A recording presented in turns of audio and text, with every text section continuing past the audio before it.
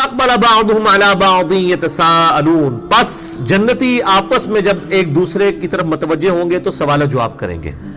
ایک آپ نے دوستیوں کا سنا کہ جب ان کو دوزخ کی طرف لے کے جایا جا رہا ہوگا تو وہ آپس میں ڈسکشن کریں گے۔ اب سائملٹینیس کنٹراسٹ آ رہا ہے کہ جنتی جب جنت میں پہنچ جائیں گے نا تو وہاں پہ بھی وہ آپس میں گپ شپ کریں گے۔ وہ گپ شپ کیا ہے؟ یہ سننے والی ہے۔ یہ آپ کو لگے گا کہ یہ اللہ تعالیٰ کا کتنا کرم اور فضل ہے کہ اس نے مستقبل میں جو کچھ ہونے والا ہے نا وہ پہلے ہی ویڈیو فلم دنیا میں چلا دی ہے، قرآن پاک کے اندر وہ ساری چیزیں بیان کر دی ہیں۔ وہ کیا گپ شپ کریں گے؟ قال قائل منہم انی کان لی قرین، تو ان میں سے ایک شخص کہے گا کہ میرا ایک بڑا جگری دوست تھا دنیا کے اندر، یعنی وہ جگری دوست تھا، بس وہ دنیاوی تو دوستی تھی لیکن وہ کسی اور راستے پہ تھا، میں کسی اور راستے پہ تھا۔ اور ایسے ہوتا ہے، یعنی بڑے بالکل اپوزٹ نیچر کے لوگ دنیا میں دوست ہوتے ہیں۔ الٹا جو دین کے راستے پہ چڑھ رہا ہوتا ہے وہ دوسرے لوگ بھی اس کو سمجھا رہے ہوتے ہیں یار اتنا بھی کوئی دماغ ہوتا ہے نہیں، کوئی مطلب روگ لا لینا چاہیے تھا، جوانی بھی چاہیے، ذرا صاحب نال دین ہوتے ٹورو۔ تو اس قسم کا کوئی دوست تھا ایک جنتی کا، تو وہ آپس میں گپ شپ کرتا ہے کہ میری دنیا میں ایک بڑی قریبی دوست ہوا کرتا تھا، تو وہ کدھر ہے؟ یقول انک لمن المصدقین، اور وہ مجھے دنیا میں کہا کرتا تھا کہ کیا تو واقعی آخرت کے دن کے اوپر ایمان لانے والا ہے، تو نبیوں کی تصدیق کرنے والا ہے۔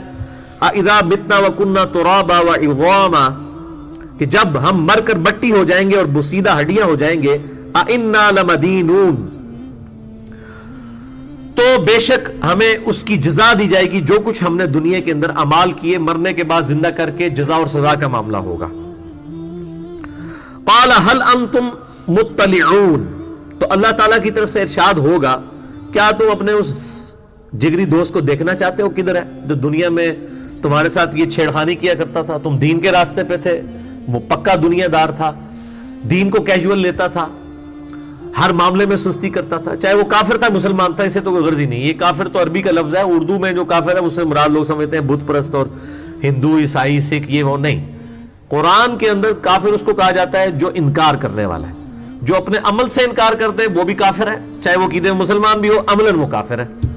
اور ایک وہ ہے جو عقیدے میں بھی کافر ہوتا ہے۔ تو کیا تم اپنے جگری دوست کو دیکھنا چاہتے ہو؟ فَاطَّلَعَ فَرَآهُ فِي سَوَاءِ الْجَحِيمِ، پس جب وہ جھانکے گا، یعنی اس کو کہا جائے گا کہ ادھر سے جھانک کے دیکھو، اللہ تعالیٰ اس کے سامنے ایسا معاملہ کر دے گا کہ وہ جھانک کر دیکھے گا تو وہ اپنے دوست کو دوزخ کے وسط میں پائے گا۔ قَالَتَ اللَّهِ إِن كِدتَّ لَتُرْدِينِ، وہ کہے گا اللہ کی قسم تو مجھے مروانے لگا تھا اپنے ساتھ، تو ڈوب گیا ہے دوزخ کے اندر، مجھے بھی ساتھ لے ڈوبنا تھا تو نے۔ وَلَوْلَا نِعْمَةُ رَبِّي لَكُنْتُ مِنَ الْمُحْضَرِينَ، اگر میرے رب کا احسان مجھ پر نہ ہوتا تو آج میں بھی تیرے ساتھ پکڑے جانے والے دوستیوں میں شامل ہوتا۔ وَلِعَوْذُ بِاللَّهِ تَعَالَى اللہم اجرنا من النار، اللہم اجرنا من النار، اللہم اجرنا من النار۔ افما نحن بمیتین، جنتی کہیں گے اب یہاں پہ ہمیں کہیں موت تو نہیں آ جائے گی،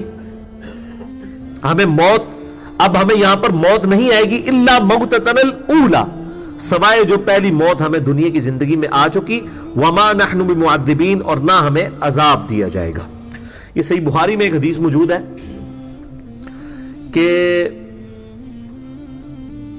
جنتی جب جنت میں داخل ہو رہے ہوں گے اور دوزخی دوزخ میں داخل ہو رہے ہوں گے، اس سے جسٹ پہلے میدان محشر میں ایک مینڈے کی شکل میں ایک جانور لایا جائے گا اور اس کے لا کے وہاں پر ذبح کر دیا جائے گا، اور اس کے بعد اللہ تعالیٰ کی طرف سے اناؤنسمنٹ ہوگی کہ یہ موت ہے جسے اللہ نے ہمیشہ کے لیے ختم کر دیا۔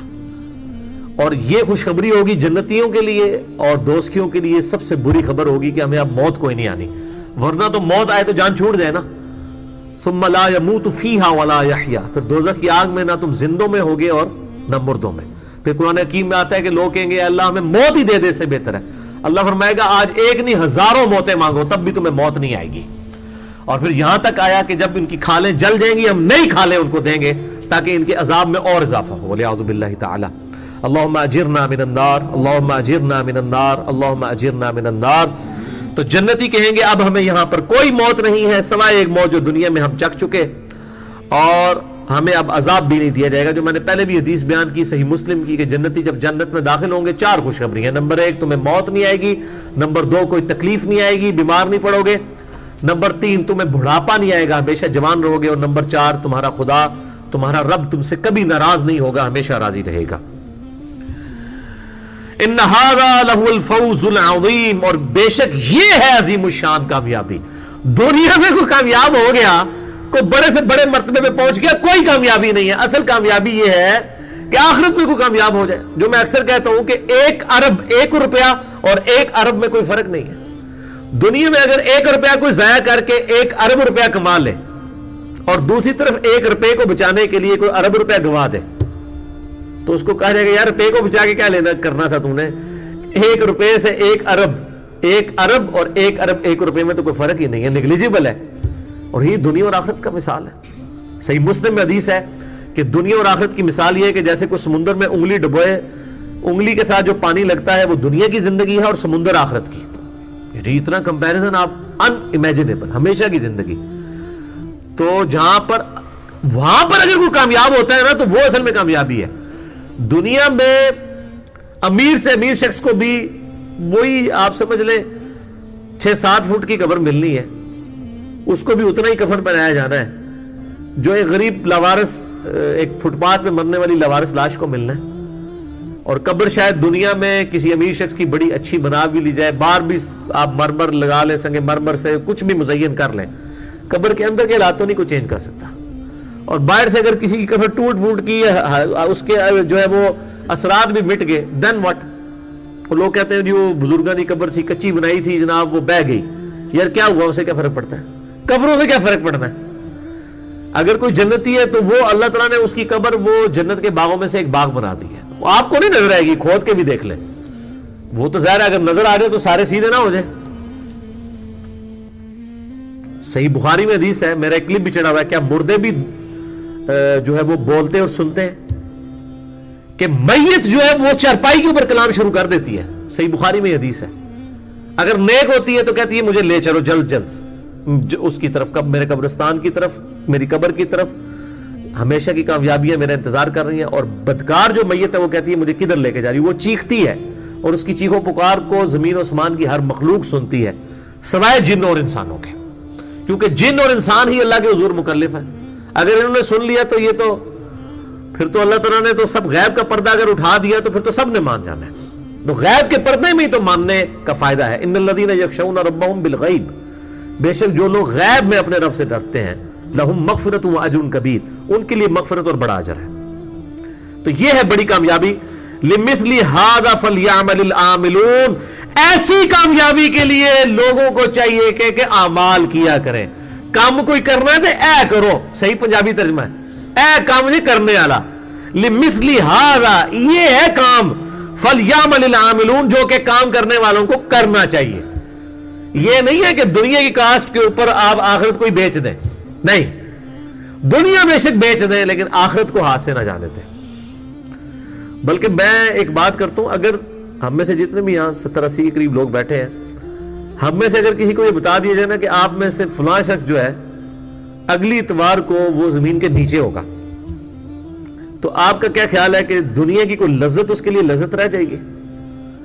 دنیا کی کسی گناہ کا ٹیسٹ اس کے لیے کوئی ٹیسٹ رہ جائے گا؟ حالانکہ یہ تو میں نے بہت لمبی ڈیٹ دے دی ہے, ہمیں تو آج کا بھی نہیں پتا, اگلے لمحے کا نہیں پتا. اس لیے جب تک موت سامنے نہ ہو اس وقت تک انسان کا قبلہ درست نہیں ہوتا. اذالک خیر نزلا, بھلا یہ دعوت بہتر ہے, ام شجرۃ الزقوم, یا پھر وہ تھور کا درخت. اب پھر دوستیوں کا ذکر آ رہا ہے. اللہ تعالیٰ ہمارا یہ جنتیوں کا حال ہوگا, یہ نعمتیں ہوں گی, کیا یہ نعمتیں بہتر ہیں یا وہ زقوم کا درخت؟ انا جعلناها فتنة للظالمین, جس کو ہم نے آزمائش بنا دیا گناہگاروں کے لیے, ظالموں کے لیے. انہا شجرۃ تخرج فی اصل الجحیم, وہ ایک درخت ہے جو کہ دوزخ کے اندر اگتا ہے. یہ اللہ کی اب قدرت ہے کہ وہ دوزخ کی آگ کے اندر بھی آگ اس درخت کو نہیں جلاتی, لیکن اس کے کڑوے پتے ہوں گے. ان شجرۃ الزقوم طعام الاثیم, جو سورہ دخان میں آتا ہے نا کہ جو گناہگاروں کی خوراک جو ہے نا وہ اس کے پتے ہوں گے اور اتنے کڑوے پتے ہوں گے. اس کے بعد وہ جب کھائیں گے تو اتنی سخت ان کو پیاس لگے گی کہ پانی مانگیں گے, اور پانی ان کو دوسیوں کا پیپ اور خون اور گرم کھولتا ہوا پانی دیا جائے گا. لیکن پیاس اتنی غالب ہوگی کہ وہ مجبوراً وہ پانی پیئیں گے جس کی وجہ سے ان کی انتڑیاں گل جائیں گی. وَلِعَاذُ بِاللَّهِ تَعَالَى اللہم اجرنا من النار آمین. طلعها كأنه رؤوس الشیاطین, اس زقوم کے درخت کے شگوفے گویا شیطانوں کے سر. اس کی یعنی شکل بھی اتنی خطرناک ہوگی اس درخت کی. فَإِنَّهُمْ لَآكِلُونَ مِنْهَا فَمَالِئُونَ مِنْهَا الْبُطُونَ, پس انہیں ضرور کھانا پڑے گا وہی درخت کے پتے اور اس کی خوراک, اور وہ بھریں گے اس سے اپنے پیٹ. ثُمَّ إِنَّ لَهُمْ عَلَيْهَا لَشَوْبًا مِّنْ حَمِيمٍ, اس کے بعد پھر کھولتا ہوا پانی ان کو دیا جائے گا. پانی مانگیں گے. دیکھیں یہ عذاب کا سلسلہ ہے کہ ان کو مجبور, ان کو اصل میں پانی پلانا نا کھولتا ہوا اللہ تعالیٰ نے. تو ویسے تو بندہ ضد کرے گا کہ میں نے نہیں پینا, پھر بھی خیر انڈیلا جا سکتا ہے. لیکن عذاب کے آپ لیول کو دیکھیں کہ اتنی پیاس لگوائی جائے گی, پہلے بھوک لگے گی, جیسے یہاں پہ بھی جب بھوک لگی ہو تو کوئی بھی چیز آ جائے تو بندہ نخرے نہیں کرتا. وہاں پہ بھی وہ کہیں گے چلو کچھ تو بہتر ہے کہ ہم یہ کڑوا درخت ہی کھا لیں. اس کے بعد اس کو کھانے کے بعد پیاس ایسی لگے گی کہ وہ خود پانی مانگیں گے. اب وہ گرم پانی کون پیے گا, لیکن پیاس کا غلبہ ایسا ہوگا مجبور ان کو پینا پڑے گا. وَلِعَاذُ بِاللَّهِ تَعَالَى. ثُمَّ إِنَّ مَرْجِعَهُمْ لَإِلَى الْجَحِيمِ, پھر انہیں لوٹا دیا جائے گا دوزخ کی طرف. إِنَّهُمْ أَلْفَوْا آبَاءَهُمْ ضَالِّينَ, یہ وہ لوگ تھے جنہوں نے اپنے آباء و اجداد کو ہی گمراہی پہ پایا تھا, یعنی اپنے بزرگ بابوں کے پیچھے لگے رہے تھے, خود ہی انہوں نے کوئی دماغ استعمال نہیں کیا. فَهُمْ عَلَىٰ آثَارِهِمْ يُهْرَعُونَ, پس وہ بے سوچے سمجھے اپنے بزرگوں کے پیچھے ہی بھاگتے چلے جا رہے تھے. یعنی قرآن پڑھنے کے بعد بھی اگر, ویسے تو قرآن پڑھنے اس لیے نہیں دیتے, قرآن اگر کوئی پڑھ لے تو قرآن تو بالکل واضح ہے. یہاں پہ لوگ کہتے ہیں جی اسی جنہوں نے لڑ لگے ہیں سانو بچا لینا ہے, اور قرآن تو کہہ رہا ہے کہ اے دوست کی ہو جائے جڑے لڑ لگے ہوئے سمجھے. یہ دیکھ لو, یہ اپنے آباء و اجداد کے اسی طریقے پہ سے. ابھی کسی کو وہ بات طے کہتے اسی آج تک نہیں سنی. آپ بتائیں کہ یار قرآن پاک کو ہم نے تو نہیں خود مطلب آج کا تو نہیں بنا ہوا, یہ تو پہلے کا اللہ تعالیٰ سے نازل ہوا ہے, ہم اس میں سے بتا رہے ہیں. تو آپ نے نہیں سنی تو آپ اپنی بدبختی کو روئیں. تو یہ قیامت الدین میں اللہ تعالیٰ ہمارا ہے, یہ دوست کی وہ لوگ ہوں گے جو کہیں گے ہم تو اپنے باوجداد کو اس دین کے اوپر پایا تھا, ہم انہی کے پیچھے چلتے رہے. وَلَقَدْ ضَلَّ قَبْلَهُمْ أَكْثَرُ الْأَوَّلِينَ, اور بہک گئے ان سے قبل بہت سے لوگ. یعنی صرف مشرکین عرب یا دوسرے لوگ نہیں بہک رہے, بلکہ اگلی امتوں میں ایسے لوگ بھی تھے جو اپنے بزرگوں کے پیچھے لگ کے گمراہ ہوئے.